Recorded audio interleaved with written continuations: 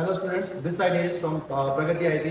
Students, हम जो है चैप्टर कंटिन्यू कर रहे हैं अपना नेशनलिज्म इन यूरोप और इसके ऑलरेडी बाकी पार्ट्स बना चुका हूँ आपको इसके लिए। तो अगर नहीं देखे हैं आपने तो कंप्लीट इसको कर लीजिएगा।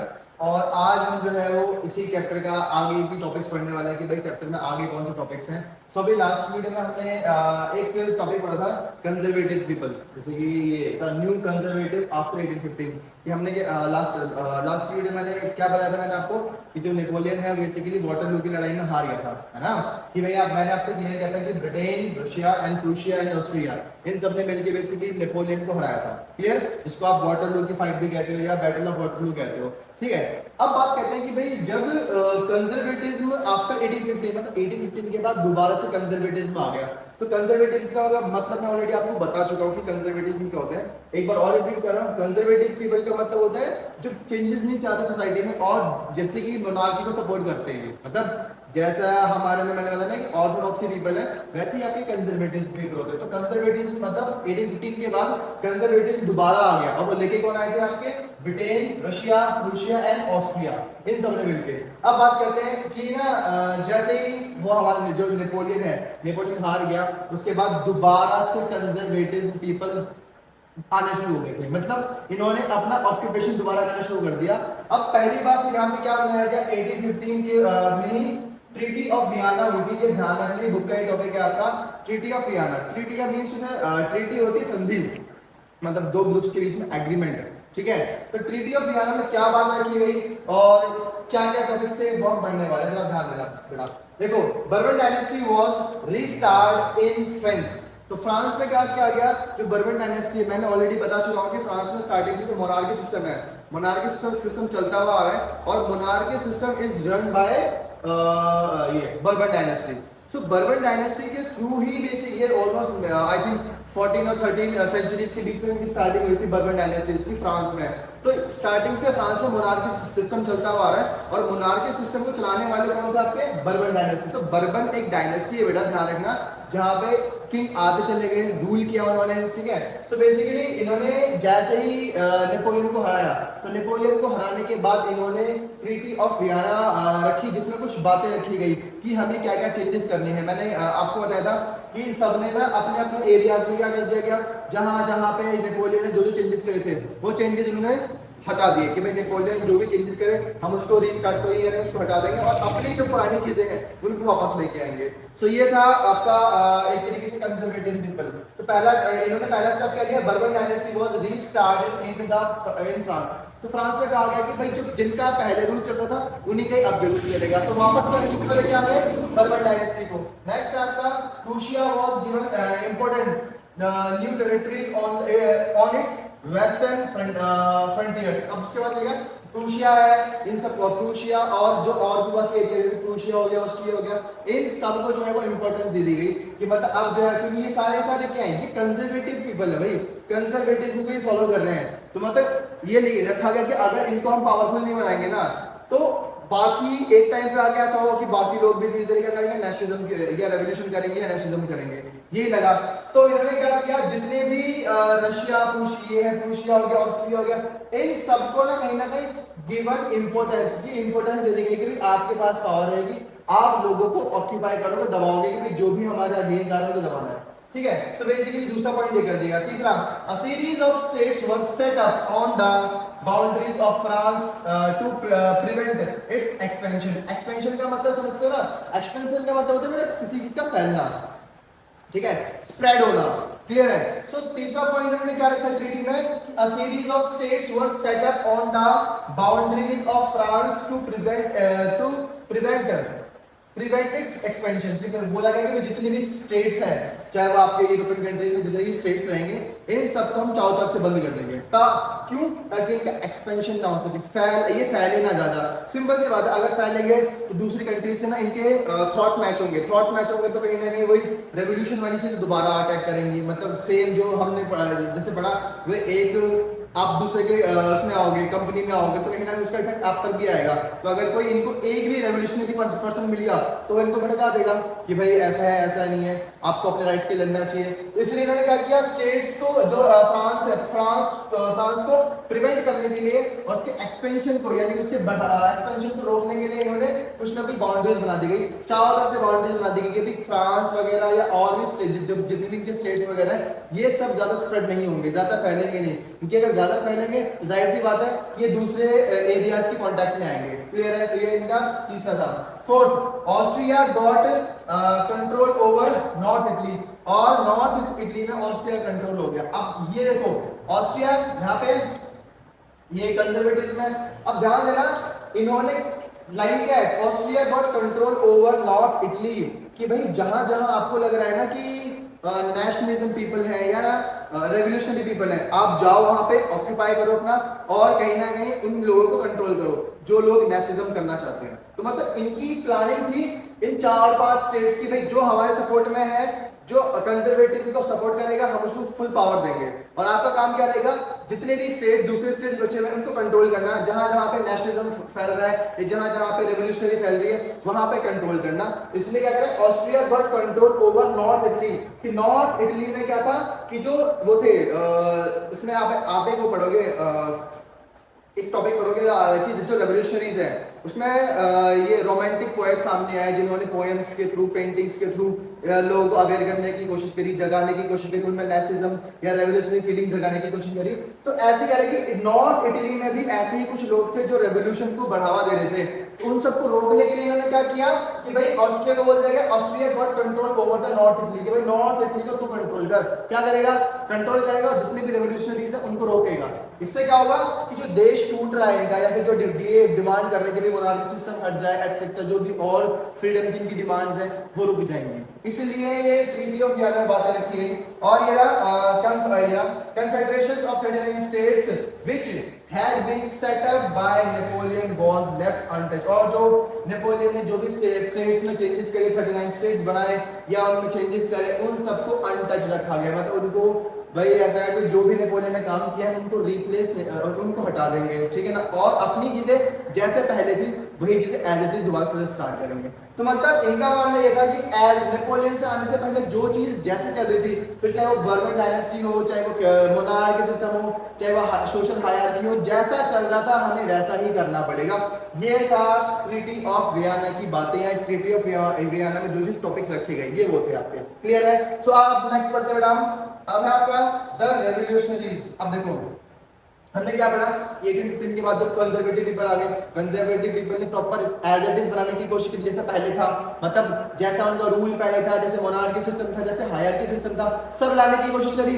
अब जो हमारे रेवोल्यूशनरीज थे, मतलब जो चाह रहे थे कि सोसाइटी में चेंजेस आए, जो बदलाव आए, कुछ ऐसे लोग थे ना, हमने क्या पढ़ा कि जो रेवोल्यूशनरीज तो फ्रांस में भी थे, फ्रांस में भी रेवोल्यूशनरी आए और भी आगे आते चले गए। तो ना अब क्या हुआ, रेवोल्यूशनरीज को क्या लगा कि यार नेपोलियन ने चला गया, उसकी आर्मी हट गई, अब हमें या तो थोड़ी देर हाइड होना पड़ेगा, थोड़े टाइम के लिए छुपना पड़ेगा। क्यों? क्योंकि ये क्या कर रहे हैं, मतलब जितने भी ये कंजर्वेटिव पीपल है, कंजर्वेटिव पीपल रेवोल्यूशनरी पीपल को पकड़ रहे हैं, उनको पनिशमेंट दे रहे हैं, उनको दबा रहे हैं, यानी कि उनको उगने ही नहीं दे रहे, राइज ही होने दे रहे। क्योंकि अगर ये लोग आगे ग्रो करते रहे ना, तो एक टाइम पे आगे ये लगा लो कि पूरे उसमें से मोनार्की सिस्टम हट जाएगा पूरे यूरोप से। इसीलिए कंजर्वेटिव पीपल ने क्या किया, जो ये रेवोल्यूशनरी पीपल है इनको दबाया, इनको हटाया, जहां जहां मिल रहा है उनको पकड़ के पनिशमेंट दे रहे हैं। सो ये जो रेवोल्यूशनरीज हैं इन्होंने डिसाइड किया कि हमें ना थोड़े टाइम के लिए हटना पड़ेगा, या धीरे धीरे या हाइड होकर हमें अपने काम करने पड़ेंगे। ध्यान से कैसे, लिबरल नेशनलिज्म गॉट अंडरग्राउंड, नाम से समझ में आ गया आपको, अंडरग्राउंड, कि मतलब जितने भी आपके लिबरल नेशनलिस्ट थे, यानी कि जो भी रेवोल्यूशनरी पीपल थे, ये थोड़े टाइम के लिए अंडरग्राउंड हो गए, मतलब गवर्नमेंट के सामने या इनके सामने नहीं आए। क्यों? क्योंकि अगर कंजर्वेटिव पीपल इनको देखेंगे तो इन पर अटैक करेंगे, या इनको मारेंगे पीटेंगे, या फिर जो भी ये इनकी जो प्रोसेस है, जो ये वर्क कर रहे हैं लोगों को अवेयर करने का, वो वर्क होल्ड कर लेंगे। ठीक है ना? तो इन्होंने क्या किया, ये थोड़े टाइम के लिए अंडरग्राउंड हो गए, हाइड हो गए, छुप गए, और इन्होंने धीरे धीरे कर करके या अंडरग्राउंड होके ही अपने प्रोसेस को, अपने काम को आगे बढ़ाता रहा। ठीक है ना? आगे बात करते हैं। Liberal people were not happy with conservatism. आगे ना कि जो लोग लिबरल पीपल थे, लिबरल का मतलब मैं ऑलरेडी बता चुका हूं आपको, लिबरल का मतलब आजादी, फ्रीडम, जो चाहते हैं कि भाई हमें मोनार्की सिस्टम से फ्री मिल जाए, हमारे पास खुद के राइट्स होने चाहिए। तो liberal people were not happy with the conservatism. तो 1815 के बाद नेपोलियन को हराने के बाद दोबारा से क्या आ गया, कंजर्वेटिज्म आ गया। तो जो हमारे लिबरल पीपल थे वो कंजर्वेटिज्म को पसंद नहीं करते, मतलब एक्सेप्ट नहीं किया उन्होंने। उनको लगा यार ये तो सेम वही चीज आ गई, नेपोलियन जैसे हार गया, कंजर्वेटिव में दोबारा आ गया, और जो हमारे ये थे लिबरल पीपल इनको चीज पसंद नहीं थी। ये चाहते थे कि हमारे पास राइट्स आए जो कि कंजर्वेटिव में नहीं थे। क्लियर है? Next, creates secrets groups. आइए हमने अगर चैप्टर पढ़ा हो आपने तो इन्होंने क्या किया, कंजर्वेटिव मैंने क्या किया, जो रेवोल्यूशनरीज थे इन्होंने क्या किया, अंडरग्राउंड होके छुप छुप के अपने प्रोग्राम स्टार्ट करवाए। तो इन्होंने क्या चीज बनाई, सीक्रेट सोसाइटीज है, सीक्रेट ग्रुप्स बनाए, जो कि मतलब छुप छुप के लोगों की नजरों में बच के क्या करेंगे, अपने काम को अंजाम देंगे। मतलब जो भी इनका प्रोग्राम है, जहां पर भी अटैक करना है, जो भी पॉलिसीज बनानी है, वो सब ये छुप छुप के बनाएंगे। सो क्रिएट्स सीक्रेट ग्रुप्स बनाए गए और दे अपोज मोनार्की रूल। और सी तो आपको पता ही है, सिंपल से मैंने बहुत बार रिपीट कर चुका हूं अभी कि भाई रेवोल्यूशनरी जो पीपल है वो क्या चाहते हैं, मोनार्की सिस्टम के अपोजमेंट चाहते हैं कि भाई हम जो है इसको नहीं पसंद करते। तो इनका मानना सिंपल सी बात है कि डेमोक्रेसी टाइप से कोई चीज आनी चाहिए, हमारे पास खुद के राइट्स वगैरह होने चाहिए। ठीक है ना? अब बात करते हैं एक इनके बारे में है आपका रेवोल्यूशनरीज के बारे में, ये है गिउसेपी मैज़ीनी। इनके बारे में गिउसेपी मैज़ीनी, इनके बारे में बुक में ऑलरेडी दे रखा है। इन्होंने क्या किया, इनका क्या रोल था, उसके बारे में पढ़ने वाले हैं, ध्यान से बेटा। अब देखो बात करते हैं, he was an Italian revolutionary. ये इटालियन रेवोल्यूशनरी थे, इटली में रहते थे, और इन्होंने ही ऐसे ही सीक्रेट सोसाइटी का आइडिया दिया या सीक्रेट सोसाइटी बनाई गई। ठीक है? और इनके थ्रू ही जो ये सीक्रेट सोसाइटी आप देख रहे हो, young Italy and young Europe, ये इनके बारे में ऑलरेडी अपनी बुक में पढ़ा होगा, ये इन्होंने ही फॉर्म करी है। क्लियर है? लेकिन अब ये है कौन, कहां से बिलोंग करते हैं तो बता दें। He was an Italian revolutionary, Italian revolutionary थे। इनका ये मानना सेम था कि भाई हमारे पास राइट्स होने चाहिए, फ्रीडम लिबर्टी होनी चाहिए। ये भी उन्हीं रेवोल्यूशनरीज में से एक थे, बट इन्होंने भी अंडरग्राउंड होकर ही काम किया। क्लियर है? नेक्स्ट, बॉर्न इन जिनेवा और 1807। उसके बाद क्या है कि ये जिनेवा में बॉर्न हुए थे और वहां इनका जन्म हुआ। उसके बाद इन्होंने स्टडीज वगैरह करके रेवोल्यूशन स्टार्ट किया। Member of the secret society, और ये इन्हीं सीक्रेट सोसाइटीज के मेंबर थे जिनके बारे में हम पढ़ रहे हैं कि भाई ये जो सीक्रेट सोसाइटी बनाई गई थी छुप छुप के काम करने वाली, ये उसी के मेंबर थे। He was the founder of 2 secret societies. इन्होंने 2 सीक्रेट ग्रुप सोसाइटी बनाई थी। पहला है आपका यंग यूरोप, दूसरा है यंग इटली, दोनों की दोनों। एक है आपका बर्न में, दूसरा है आपका बार्सिलीज में। ठीक है ना? दोनों के दोनों इन्होंने ही बनाई है। और ये दोनों की दोनों जो ग्रुप्स बनाए गए थे सीक्रेट सोसाइटी, किसके अगेंस्ट बनाए गए थे, कंजर्वेटिज्म के। ध्यान रखना, ये जो सोसाइटीज थी ये अपोजमेंट कर रही थी, डिमांड फॉर देयर राइट्स, अपने राइट्स के लिए डिमांड करते थे, एंड दे अपोज इसको, कंजर्वेटिव पीपल को। ध्यान रखना। आगे बात करते हैं। ही also believed in unification of Italy. और आगे इसी चैप्टर में आप आगे पढ़ोगे यूनिफिकेशन ऑफ इटली वगैरह, जर्मनी हो गया।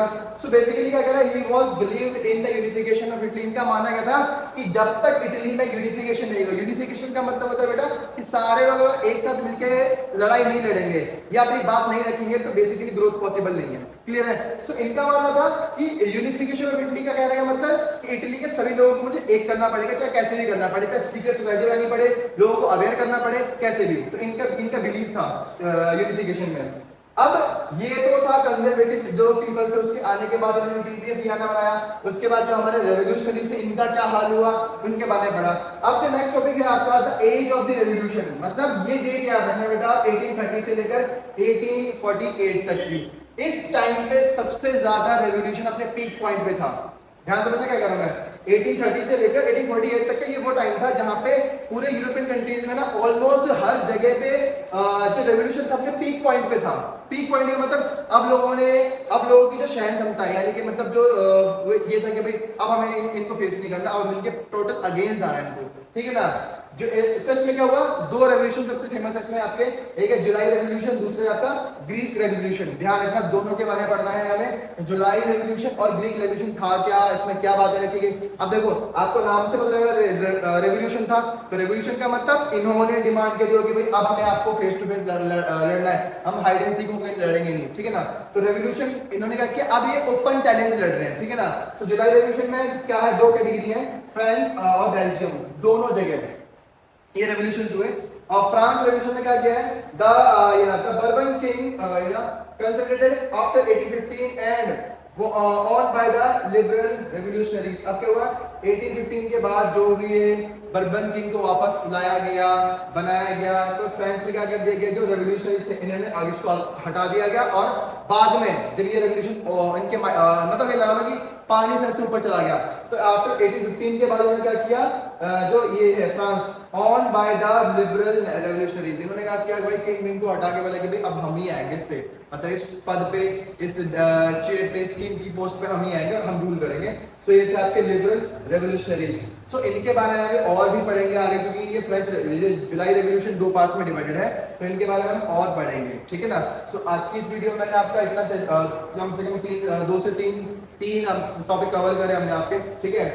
और बाकी नेक्स्ट वीडियो में हम ये जो रेवोल्यूशन वाला पार्ट है आपका, द एज ऑफ रेवोल्यूशन, ये कंप्लीट करेंगे। Okay, thank you.